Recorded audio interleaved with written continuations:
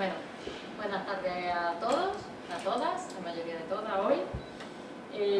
Muchísimas gracias por venir esta tarde a la segunda sesión de nuestro ciclo Ciencia Ficcionado, que como sabéis pues, está programado dentro de Abril en la Biblioteca, que es el programa de la Dirección General de Cultura de la Universidad de Córdoba para este mes del libro. Creo que vamos a dejar en este momento los micros inalámbricos y nos vamos a pasar al ambiente. Sí. ¿Vale? ¿David? Okay. ¿Lo apago? Lo apago mejor, vale. No sé cómo se apaga esto. No grabo nada, ¿no? No, de momento dejáis. Bueno, es el programa es un programa que hemos organizado desde la Unidad de Cultura Científica de la Universidad por la Dirección General de Cultura. Esto lo hablábamos la semana pasada, que era muy importante para nosotros que se visualizara realmente la ciencia como parte de la cultura. Estamos muy acostumbrados a la cultura entendiéndola única y exclusivamente como su relación con el arte, y sin embargo para nosotros la ciencia es cultura, y de hecho este país tiene un gran problema por ser algo más analfabeto en estos temas, y yo me incluyo, por eso me he decidido a todo esto, para aprender. Esta semana el libro que habíamos elegido, nos decían la semana pasada que habíamos elegido unos títulos, que había unas obras de ciencia ficción muchísimo más interesantes que las que habíamos elegido, pero eran gente muy metidos en este mundillo de la ciencia ficción, cuando pretendíamos todo lo contrario, elegir títulos muy populares y muy conocidos, precisamente para acercar a la gente al género, y más que al género, lo que hemos utilizado es una excusa. Hemos buscado 3 libros para hablar realmente de ciencia, ¿no? Esta semana es el turno de 20.000 leguas de viaje submarino. Podríamos haber elegido cualquiera de Verne para darnos la excusa y poder hablar del tema. A quien enganchamos para esta fue a Pepe Roldán, que es catedrático de Ingeniería Hidráulica de la Universidad de Córdoba, y claro, la gente podría decir que la hidráulica, el agua, qué fácil, no se trataba de eso. Podríamos haber centrado el debate o la charla sobre todo lo que hay de biología dentro de esta novela de Julio Verne, una auténtica, a mí me parece como una enciclopedia o algo así de biología marina, ¿no? Pero nos interesaba más centrarnos en ese Verne de los inventos, que algunos llegan, estos del esoterismo y demás, a ver dentro de su teoría de la conspiración, ¿no?, como un adelantado. Yo prefiero verlo como una persona muy informada y que realmente hizo lo que pretendemos hacer nosotros, promocionar la cultura científica. No me voy a enrollar más, porque como ha dicho Pepe al inicio, aquí lo importante es lo que diga él y no lo que yo pueda decir. Así que, bueno, si te parece, lo primero que vamos a seguir un poco el esquema de la semana pasada, y lo primero que quiero es que nos cuentes un poco tu impresión general sobre esta novela de Verne, sobre la figura de Verne, si quieres que entremos en ello, ¿vale? Bueno, en primer lugar, quiero agradecer que efectivamente pensara en mí para esta no charla, sino conversación entre varios sobre este tema. Y bueno, yo he de reconocer que he tenido otra vez que releer, y aquí está la prueba, y releerlo con otra mirada, es una mirada totalmente diferente de como lo vi cuando era joven, porque yo creo que prácticamente todo el mundo ha leído al menos las obras fundamentales de Verne cuando es joven, porque, y también, como decía antes Carlos, quizás en la edición juvenil es mucho más asequible, esto es duro, esta lectura de esto es bastante más dura, y bastante más dura porque tiene una información realmente exhaustiva en determinados temas que a mí también me pillan de soslayo, ¿no? Como la cantidad, la minuciosidad con que se describe toda la biología marina, es realmente extraordinaria. Pero no solamente eso, sino también referente en cuanto desembarque en algún sitio, lo hacemos pocas veces, la descripción de las plantas y demás también es extraordinaria. Y además, de lo poco que sé, pues sitúa perfectamente cada cosa en su sitio, es decir, que no mezcla lo del Pacífico con el Atlántico, con el Mediterráneo, en absoluto, o sea, perfectamente queda claro lo que hay en cada sitio, ¿no? Entonces, indica que esta persona, y no solamente en esta obra, sino en general en toda la obra, estaba muy bien documentado, debía de estar muy bien asesorado, debía tener alguna persona que conociera, porque además los temas son muy diversos. En este, fundamentalmente, hay cuestiones especialmente de ingeniería hidráulica, de ingeniería marina, pero en otros temas no es solamente de ingeniería hidráulica, sino de ingeniería mecánica, espacial, y también los conocimientos de biología, descripción de muchas cuestiones. Aquí yo he sacado una serie de puntos que me parecían interesantes. Fuera de esto, pues hace citas realmente curiosas, pues ya cita a Darwin, vale, pero era menos de 20 años antes, pero lo cita. Hace cita a Séneca también en este libro. Decía cosas realmente curiosísimas, ¿no?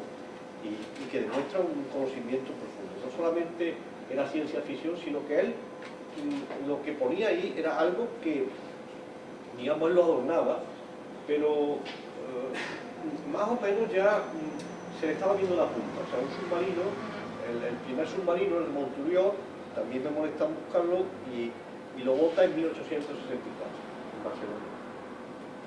Son 5 años, de 1869, exactamente, y la acción discurre entre 1866 y 67. Vale, ya existía, pero bueno, hace 5 años estamos a mitad del siglo XIX, los inventos no corrían como ahora, con la velocidad de internet, no, en absoluto. Y efectivamente bueno, pero decía que Verne era como un devorador, ¿no?, de artículos científicos y demás.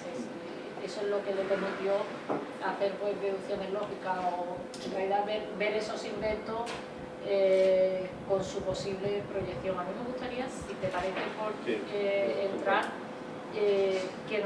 porque yo sí había seleccionado grande ingenio ahí, que va detectando en la novela, y que me gustaría que nos lo explicaras tú, pero te digo que seas tú el que lo elija. Obviamente yo los inventos me voy a la cuestión mía, es decir, cómo trata los temas de hidráulica aquí, y cómo efectivamente explica la posibilidad de que efectivamente un dispositivo sea capaz de sumergirse, y cómo utilizar los fundamentos de hidrostática, el principio de Arquímedes fundamentalmente, y lo explica bien, y lo hace bien. Explícanoslo tú sin ser Verne. Bueno, pues, en fin, Arquímedes, como sabéis todos, pues es un griego ya bastante antiguo, es decir, antes de Cristo, es decir, que ya hace bastantes años.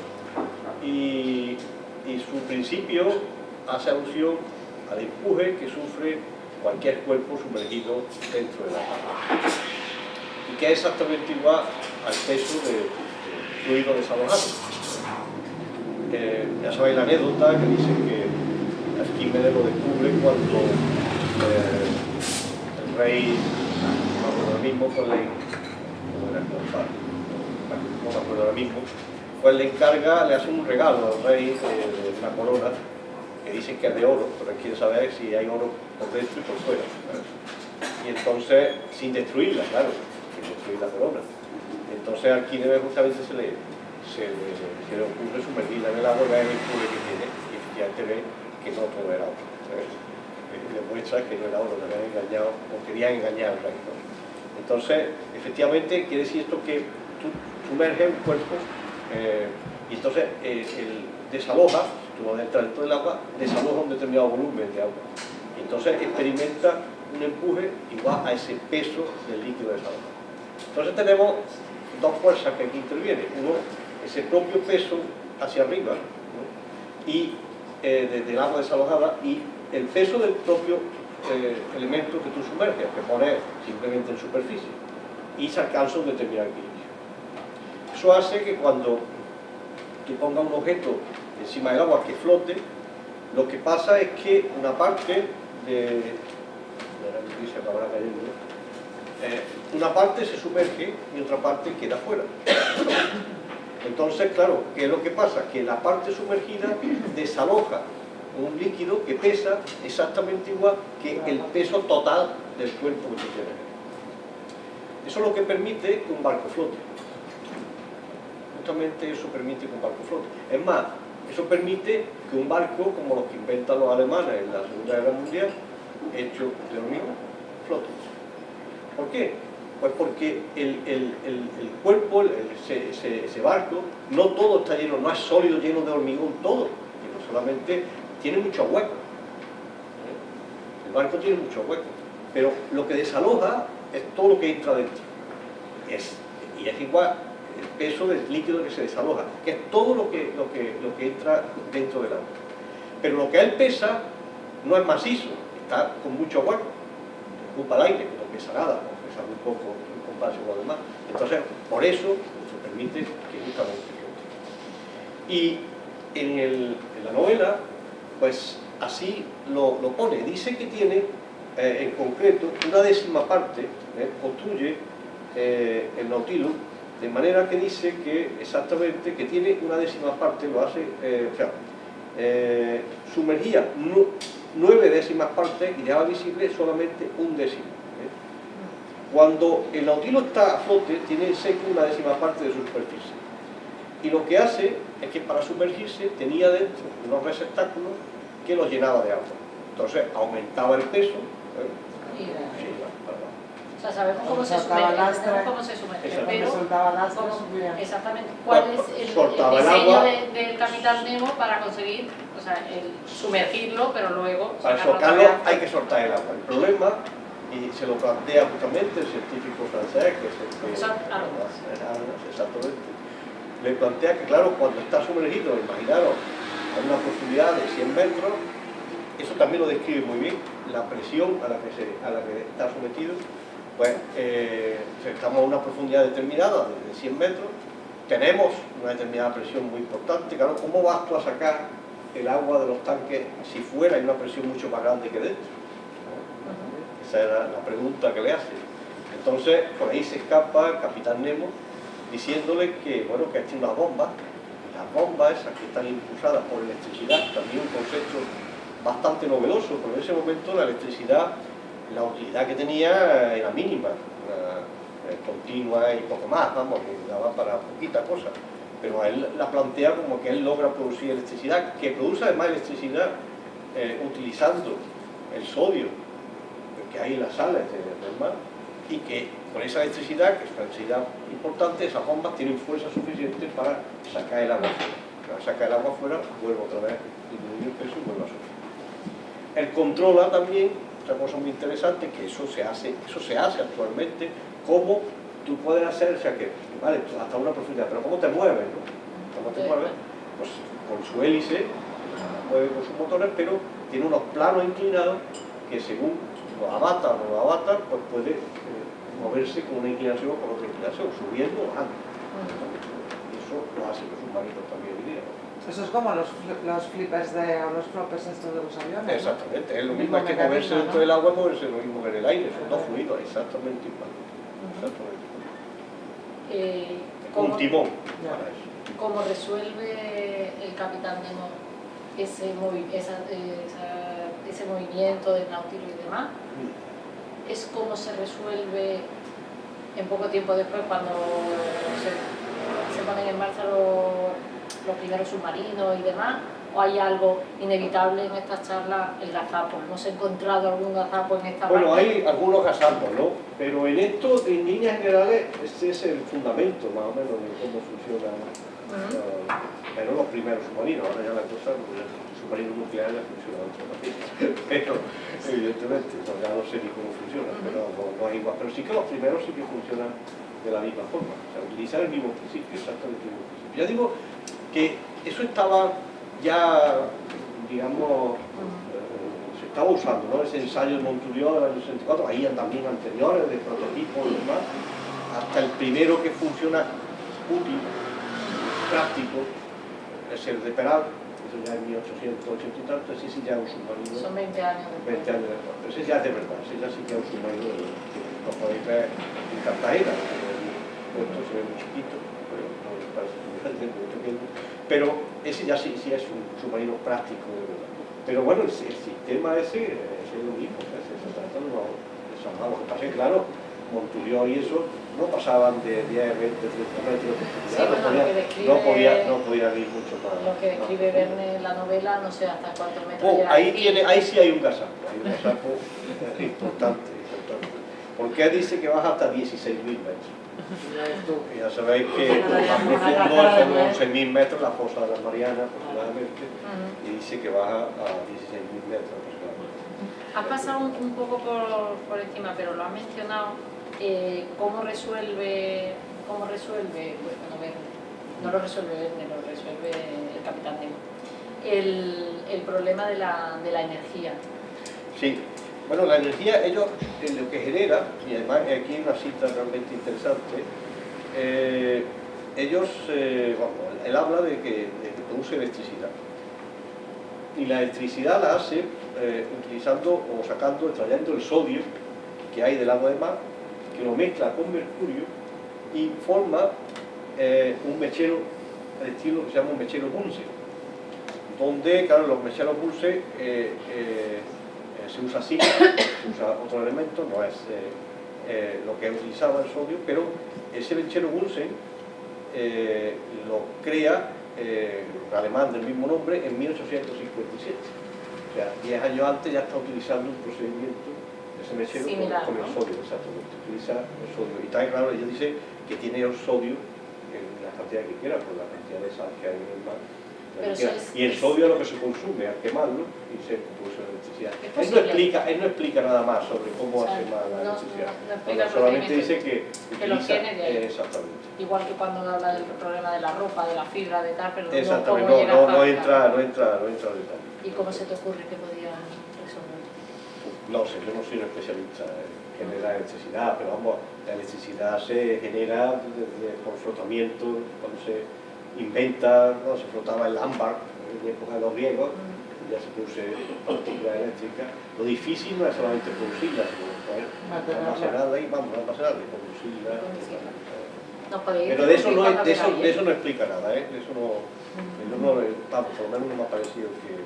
Había dos problemas, el de la energía y otro que a mí me llamaba la atención. Si el resto quiere comentar cualquier otra cosa, adelante. El del oxígeno, por supuesto.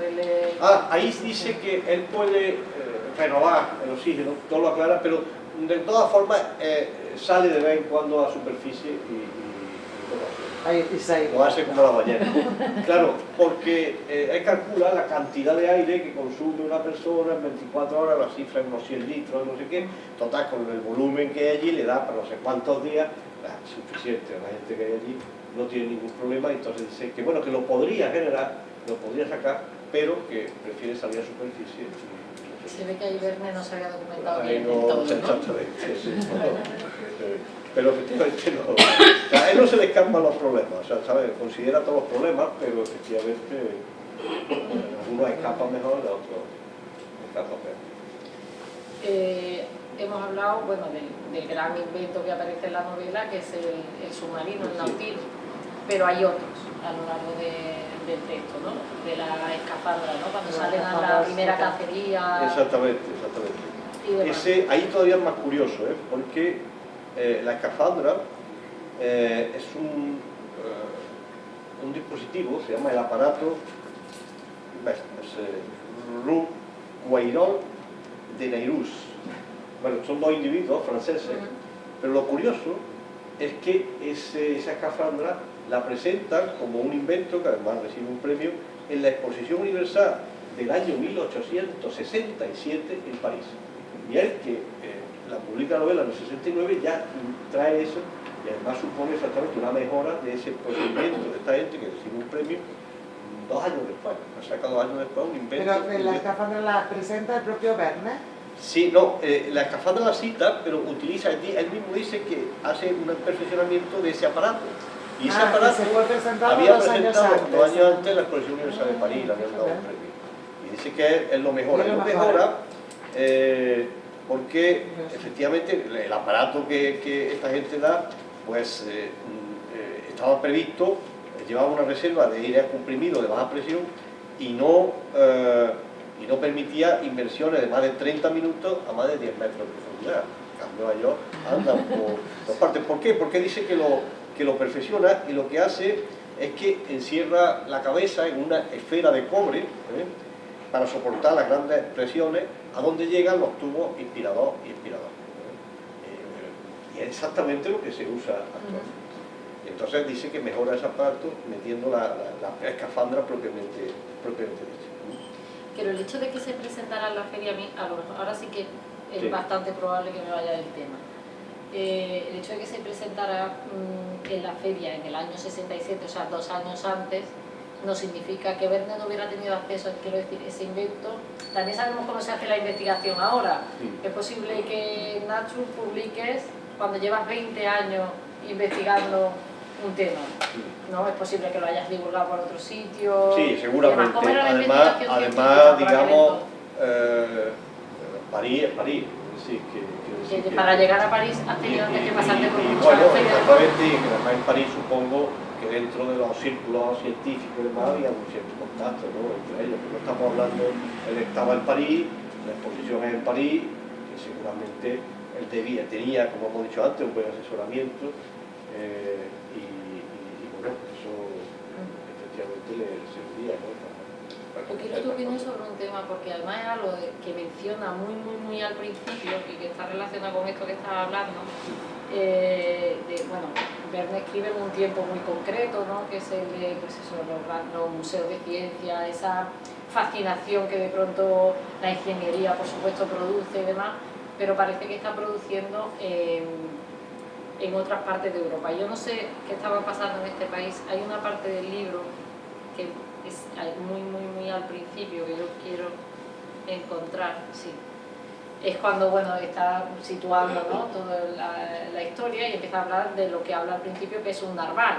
O sea, aquello, lo primero que sale en la prensa y demás, es que se piensa es que hemos descubierto pues, una nueva especie marina, sí, que es un monstruo y tal, ¿no? Entonces, él, cuando relata las crónicas y demás, dice algo que yo de pronto pensé en este país y en la situación de la ciencia en ese momento en este país, no tan lejana, parece siglo y pico después, ¿no?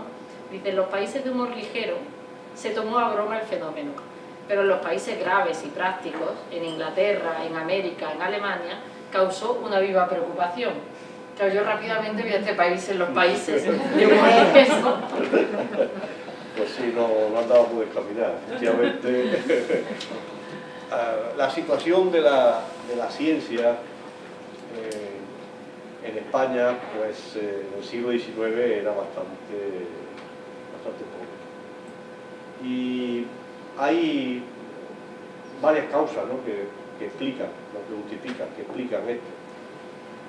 España no logró meterse en el carro de la industrialización de la industria, no logró meterse. Y la industria demandaba que se hicieran desarrollos científicos, ingeniería, que le sirvieran a esa industria. España quedó fuera del desarrollo industrial. En segundo lugar, España también, digamos, el capitalismo en ese momento, que hace y exige inversiones importantes en la industria y demás, tampoco en España aparece, salvo quizá en lo que es ferrocarriles y un poco más. Ese capitalismo que realmente invierte en ese desarrollo porque le interesa justamente esos procesos industriales y demás, tampoco en España. Y España, ¿por qué no ese capitalismo no afuera? Bueno, pues porque tenemos detrás la economía agraria, que es la que realmente soportaba a este país, y esa no estaba dispuesta a invertir en nada que fuera un desarrollo importante. En ese momento las escuelas de ingeniería sí estaban naciendo en España. O sea, a mediados del siglo XIX se crea, bueno, a principios del siglo XIX se crea ya la escuela de camino, heredera de las escuelas de camino, las politécnicas francesas. Ese también es un gran fallo. Y también, ¿es un gran fallo en qué sentido? Porque heredamos el sistema francés que hasta 1964 no cambiamos en España. Es decir, las escuelas de ingenieros están ligadas justamente a los ministerios de las que realmente pues, son o no que dependan, sino digamos, agricultura, con la escuela de agrónomos, agricultura, la de mina, industria, sí. La mina de aquí de Córdoba, que exactamente. Entonces, hasta el año 64, las escuelas politécnicas de ingenieros han estado al margen de la universidad. Al margen de la universidad. Y no se han visto, digamos, sometidas justamente al desarrollo que han tenido las universidades, al desarrollo científico de estas universidades. Eso ha sido también un fallo. Y en esos momentos, quienes dominaban eran más los ingenieros. Había más ingenieros y sobre todo ingenieros militares. Tenemos algún diseñador Peral, era un ingeniero militar. Entonces, tenemos ingenieros militares, ingenieros, pero no se desarrollaba mucha ciencia. Digamos, éramos poco originales, nos dedicamos más bien a copiar otras cosas, a repetir. Exactamente. Y ya se sabe que un ingeniero práctico es aquel que perpetúa los errores de sus predecesores. Eso lo dijo un ingeniero hidráulico famoso, Theodor von Karman, lo dijo eso, un ingeniero práctico es el que perpetúa los errores de sus predecesores. Y eso es lo que hacíamos nosotros. Entonces, todos esos elementos, bueno, las facultades de ciencias tampoco se crean hasta mediados del siglo XIX. Había algunas sesiones de ciencias que primero se crean en las facultades de filosofía, farmacia y medicina, pero las de ciencias propiamente dichas, hasta 1850 y tanto, no se crean. Y todavía en ese último cuarto casi del siglo XIX, en la Universidad Española hay más catedráticos de teología que de ciencia. Este es el dato, ¿no? Este es El resultado de Sin embargo, pues siglo y medio después, el capitalismo parece que aquí nos afecta igual a todos, por lo menos sus consecuencias más nefastas las estamos sufriendo de la misma manera. Hemos recuperado el capitalismo, yo he dicho el capitalismo emprendedor, el capitalismo industrial, el capitalismo retrógrado, es para situar la pregunta, o sea, en el sistema económico nos hemos, parece que, pretendido equiparar, y esto sí que es otro tema. ¿Crees que hemos recuperado ese camino en la industrialización y en la formación científica, en materia de ingeniería, por supuesto? ¿Tú lo crees? Esa es una buena pregunta, No, yo creo que hemos avanzado muchísimo, y efectivamente yo creo que esa incorporación a la universidad ha sido muy positiva. Para alguna gente pensará que el ingeniero debe ser extremadamente práctico. Yo creo que no, el ingeniero debe dar solución a los problemas, pero teniendo unos fundamentos detrás. Y yo creo que eso se está consiguiendo en la universidad, pero todavía no hemos cambiado el esquema. Las escuelas de ingenieros casi van al margen de lo que es el resto de la universidad. Casi siempre han ido al margen, siguen yendo al margen de lo que es. Pero yo creo que ha sido muy positivo esa incorporación, y ya cada vez en esa escuela de ingenieros tenemos gente que publica en las mismas condiciones que la gente de ciencia y que efectivamente trabaja en investigación en las mismas condiciones. No solamente, que también es bueno hacer proyectos de desarrollo tecnológico, que es bueno que se hagan, y además, por ejemplo, evidentemente en mi campo, pues efectivamente a lo mejor poner en riego 100 hectáreas carece de interés, se puede hacer de forma práctica, pero poner en riego 5.000 hectáreas ya exige ya tener unos fundamentos más importantes, ¿no? Eso sería un proyecto de desarrollo tecnológico muy importante. Hacer determinadas estructuras de obras civiles se exigen efectivamente esfuerzos importantes, serían proyectos de desarrollo tecnológico importantes. Pero también se está haciendo en el campo de la investigación bastante en ingeniería de ciencia. Entonces España yo veo que está avanzando muchísimo.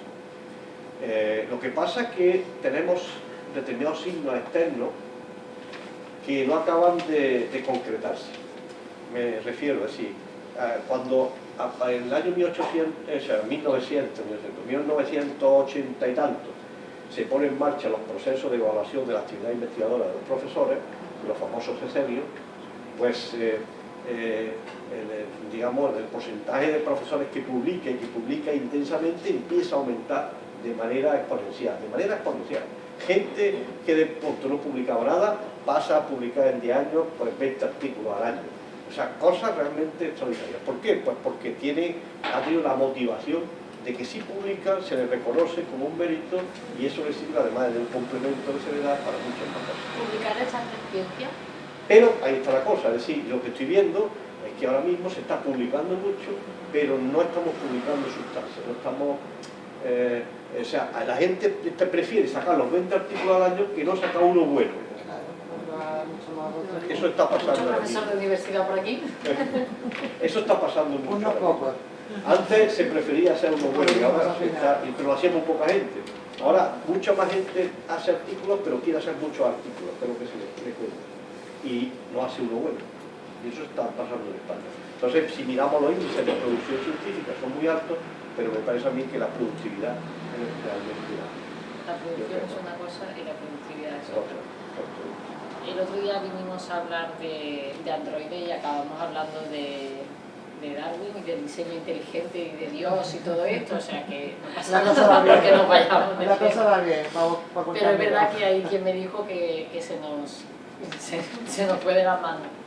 Soy la única culpable porque soy la que mete la pregunta. O sea, si alguien tiene una pregunta, Eso, lo demás por podéis aquí hablar todo, podemos preguntar, hacerlo. además. A Carlos lo veo muy callado. O sea, que no Hay una es cosa que se me ha propio- olvidado, propio en él. hay una cosa que se me ha olvidado, en los procesos de inversión y demás, se me ha olvidado comentar que tiene en cuenta que, claro, como el Nautilus se sumerge a mucha profundidad, tiene en cuenta que a esa profundidad ha aumentado muchísimo, a consecuencia de la propia presión que hace el agua que tiene encima, la densidad, el peso específico del agua a esa profundidad es mucho más grande. Entonces eso lo tiene en cuenta al efecto de sumergirse. Al efecto de sumergirse tiene en cuenta ese fenómeno de aumento del peso específico y de aumento de salinidad que también tiene el agua. Y para eso... Lo tiene en cuenta para resolver que... Bueno, para resolver efectivamente que a esas profundidades tenemos, o sea, no vale ya lo que tenían los tanques iniciales, sino necesita, o sea, la compresión del agua hace que justamente se comprima entonces tenga la misma cantidad en un volumen mucho más pequeño. Y entonces eso lo tiene en cuenta con un tanque adicional donde comprime ese agua No se le escapaba no se le escapa un detalle. se le Ese es escapa. un detalle realmente curioso, ¿no? Y el peso cómo lo resolvía, porque claro, con esas escafandras de cobre, el pobre del señor allí para mover aquello tenía que Bueno, soportar. sí. Él comenta algo porque yo no Lo recuerdo comenta, si lo lo comenta. Pero claro, eso tiene que pesar 100 Lo kilos. comenta, te voy a ¿verdad? leer la frase que usa sobre esto de la escafandra, pero te digo, se le escapan pocas cosas, ¿no? Dice, otra utilidad de la escafandra se la proporciona el hecho de que aumenta el volumen del líquido desalojado, por lo que aun cuando el aparato pese en el aire tanto como la persona que lo lleva, esta andaría dentro del agua con mayor ligereza todavía que si en escafandra fuera de ella. O sea, se anularía No el sé si principio será de verdad o no, gravedad, pero ¿no? efectivamente él dice que... Como una anulación del principio que claro, de si gravedad. como la escafandra es muy grande, el volumen desalojado es mayor, mayor. se sigue un empuje hacia arriba y eso te ayuda a moverte, es como si tuvieras menos presión sobre ti. Y eso Como en la atmósfera, ¿no? Es decir, que flotas, ¿no? Exactamente, como si tuvieras menos gravedad. Para hacerse una idea, las escafandras que utilizaban los buzos que iban a los dragamientos en la Segunda Guerra Mundial, las mismas que recuperaron la bomba aquí en España, cuando cayó ahí en Los palomares. Donde se bañó Fraga. Esas escafandras pesaban unos 140 kilos, más el peso del Del traje. buzo, para que tengáis una idea de lo que puedan Entonces dice eso, que tiene pues, entonces se le ayuda Hombre de cobre. digo, no será exactamente, pero que él tiene en cuenta todos esos pequeños detalles que dice. Hay otro invento que aparece en la novela, en la historia, que a mí me llama también la atención, y es dentro de ese paseo, porque lo que salen es a cazar y demás, el fusil. Es como porque no es el fusil con la goma ni nada. O sea, Es como si fuera un fusil de aire comprimido. De aire comprimido, exactamente. El problema él no plantea en sí cómo efectivamente tú puedes lanzar una cosa que venza la resistencia que tiene el agua, y él lo explica como si fuera algo de aire comprimido. Yo no he llegado a entenderlo muy bien, pero sí que él trata de explicarlo. Ahí sí me he perdido yo un poco. No sé, pero otra cosa, en la actualidad en submarinos se utilizan fusiles de Sí. comprimido. exactamente. Él viene... con cargas de gas, y una o sea, bomba de gas. pero lo que yo no llegué a entender es cómo funciona. Lo Es único que- se utiliza un propelente, es una botella Sí.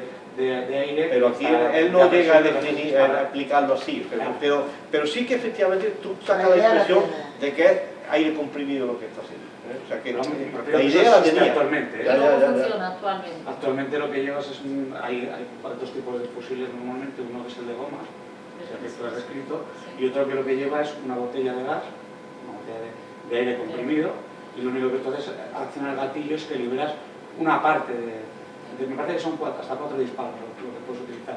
Eso es en pesca deportiva. Luego hay otro tipo de fusil que ya es otro tipo que es una lanza que lo que hace esa carga directamente es que entra a través de una punta hueca y se utiliza para matar tiburones, para cazar tiburones, que lo que hace es liberar esa carga dentro del cuerpo del animal. Lo que lo hace es, digamos, literalmente hincharlo. También es el principio de funcionamiento de los arpones para cazar ballenas. El fusil lleva también una carga explosiva en el interior que lo que hace es liberar. Es una expansión de un gas de forma muy violenta. Entonces funciona de esa forma. Pero él da de que efectivamente hay un comprimido, porque el aire a presión En mis notas a mí me queda una última duda, supongo que si volviera a... No, ahora podemos plantear las que tú quieras. ¿Por qué no llega, y es que antes lo hemos pasado, porque nos hemos puesto a hablar cuando resuelve el problema del aire y demás, cuando lo soluciona, ¿por qué si hay oxígeno en el agua no resuelve el problema ahí? ¿Eso no es posible? ¿Cómo puedes obtener ese oxígeno? Sí, pero no lo plantea que pueda ser. No, lo menciona, me parece, en algún momento, teniendo tanto oxígeno tal... Sí, lo podría ser, dice, pero prefiero salir a superficie y recargar porque entonces cuando cuenta, cada hombre consume tantos litros de aire, la capacidad de volumen que tiene esto es tanto, nos da para una semana sin salir, o sea, es suficiente. Lo resuelve de esa manera. ¿Pregunta? Hombre, es una novela, él también está narrando... Sí, pero es que a veces cuando su novela parece una enciclopedia dan como pocas Claro, ganas de lo que pasa permitirle es que ciertas cosas. también llevar la trama, el salir a flote Sí. también cuenta esto, porque cuando él sale a flote, yo hace tiempo que la leí, ¿no? También narra todo lo que se ve desde el exterior. Entonces quiero decirte que él está haciendo una novela de ficción, entonces esa perspectiva yo creo que por muy científica que sea no se pierde, él está narrando una trama y necesita completarla, ¿no? Y por ejemplo, no hemos hablado, pero las descripciones que hace también de toda la zona externa, lo que tú has dicho antes, que tiene claro cuál es el clima y cuál es el paisaje, no confunde el Pacífico con el Atlántico, ¿no? Y toda esa parte también es... Lo Le único interesaba salir. es que... Le interesaba salir, claro. Lo único que el barco tenía que salir. el submarino llega al Polo Sur, ahí sí que mete, porque aparece en el Polo Sur y ahí se encuentra con animales y demás, en fin, ahí tiene un poquito de...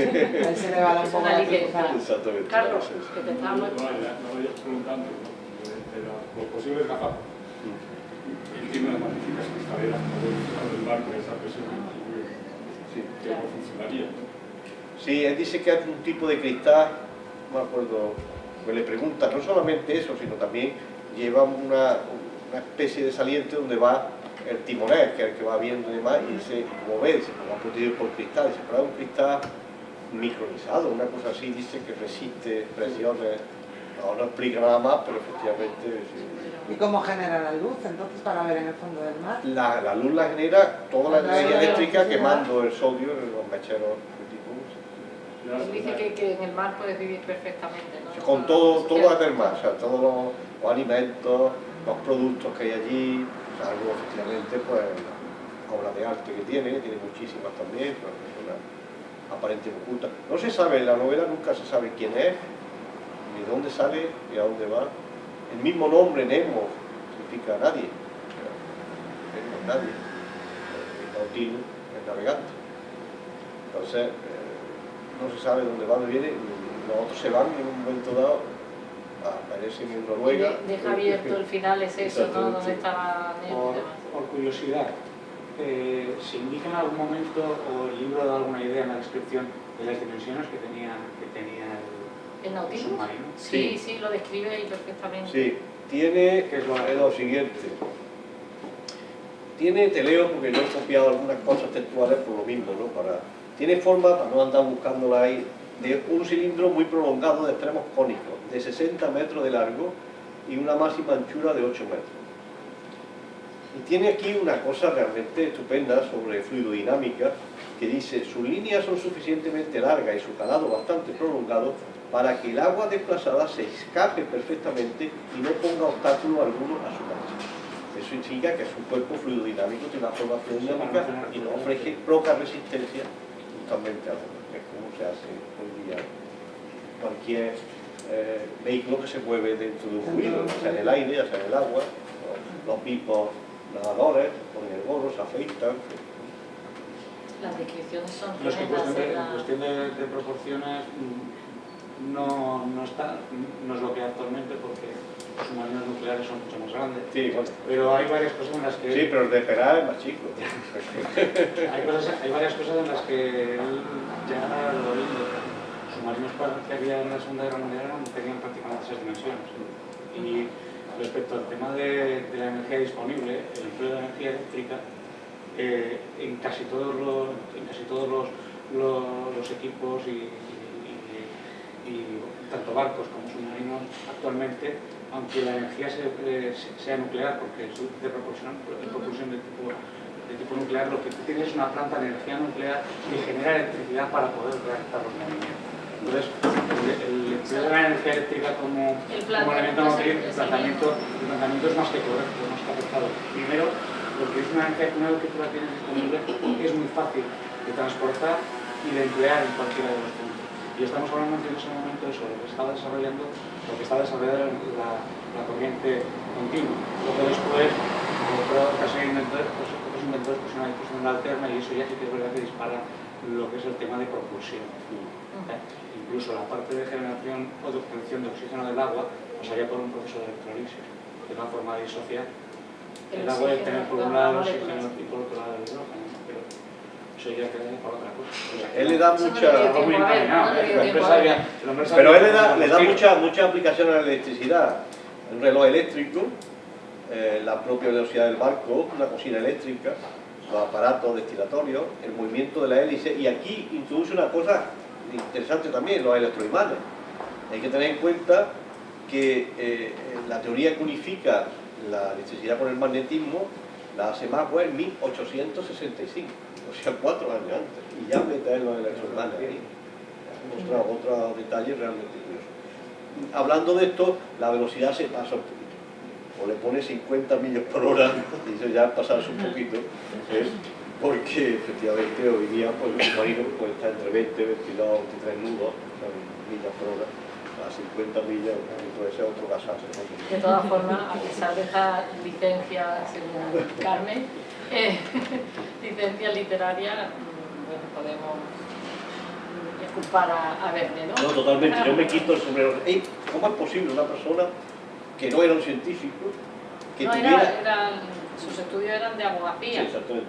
Y tuviera justamente esos conocimientos y lo explicara también, algunos no explica nada más, lo deja así, pero muchos lo explica perfectamente y ves cómo tiene en cuenta determinados detalles que aquí, vamos, algunas cosas más tengo yo por aquí, el referente, bueno, habla de la circulación del océano también, de cómo se mueve la corriente del Golfo, la cita varias veces, la cantidad de sales aquí también se equivoca, y pone menos sales de las que son, pero ahí el corrector cita.